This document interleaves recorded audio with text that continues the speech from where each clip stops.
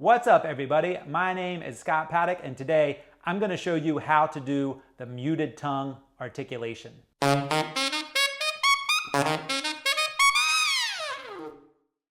Today we are going to talk about kind of a strange articulation. So we're going to do the muted tongue articulation. So what the muted tongue articulation does is it kind of pulls back the note and makes it sound a little strange, which doesn't sound like something you'd probably want to do, except when you're playing like an eighth note bebop kind of line and you want to make the swing feel like it turns around. Using the muted tongue is a super cool way to make that happen, and it brings a lot of interesting effects and an interesting sound to the line that you're playing. So if you're trying to think of a way to really switch up a big group of eighth notes, using a muted tongue on a few of them will really do the trick. So here is what the muted tongue sounds like. I'm going to do a lot of them in a row, which is not something that you would usually do, but this way you can hear exactly what it sounds like.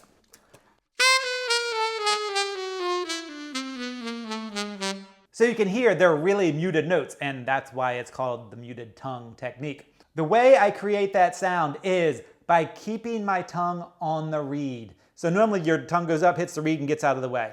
So when I want to do the muted tongue technique, I put my tongue up on the edge of the reed, on the tip of the reed, and I just leave it there so the reed can still vibrate a little bit, but just enough that I can get a sound and it still sounds muffled. So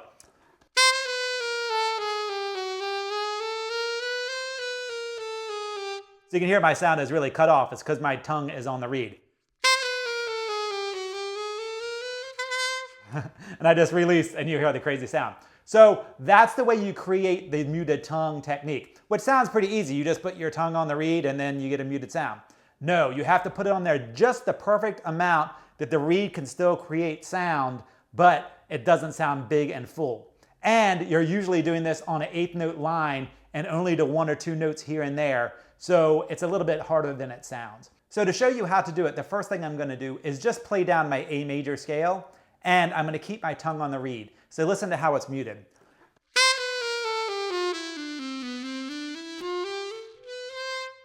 See how like those notes kind of don't want to come out because I'm not letting enough air through? That's how you get that muted tongue technique. Now this time I'm going to do it, but I'm only going to apply it to a couple notes. So I'm going to let the air go, I'm going to let the notes be full value, and then I'm going to choke off a couple notes with a muted tongue.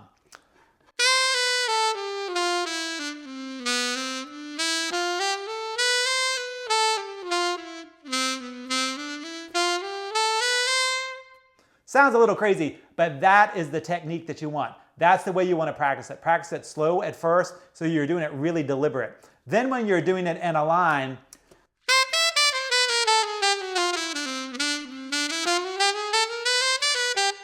then it's in there and you can control it a lot better. Now I just did it a whole bunch of times.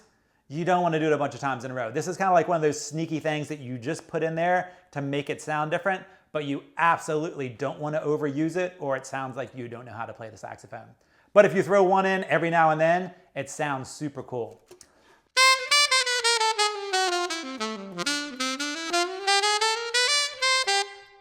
So that's the way you want to use it. Now another thing that you can do to make it sound even cooler is play notes around it louder and more articulated so that you're choking off a note and popping the note around it. So you're like la, la, la.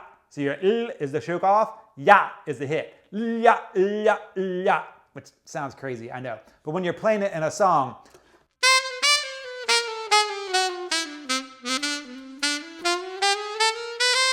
then you get these crazy articulations going on that sound really cool. Now again, I just way overdid it to demonstrate what it sounded like. You wouldn't do it nearly that much.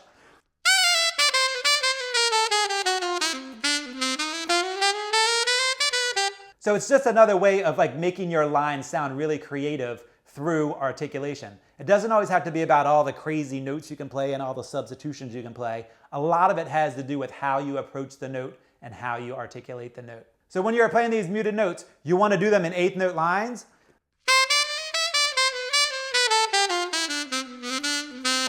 You don't want to overdo it like I just did there. You want to do them sparingly. You can't do them in long lines.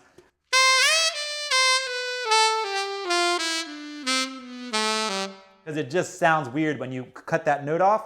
But if you're doing an eighth note line and the notes are moving pretty quick, you can't really hear that the notes cut off. You just hear that the articulation is different, and that's the goal. And that is how you use the muted tongue articulation. So you want to make sure that you use it sparingly and put it in the right spot. Because if you use it a lot and put it in the wrong place, it's just going to sound like you don't know how to play the saxophone.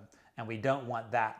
But when you are practicing, put it on a lot of notes. Do it on purpose. Try to get used to controlling your tongue to the point where you can put it on the reed, but the reed can still vibrate a little bit. It's a lot harder than it sounds. Thanks for taking the time to check out this video. If you now understand how to use the muted tongue articulation, I'd really appreciate it if you'd give me a thumbs up, subscribe to my channel, and share it with your friends. Comments are always welcome.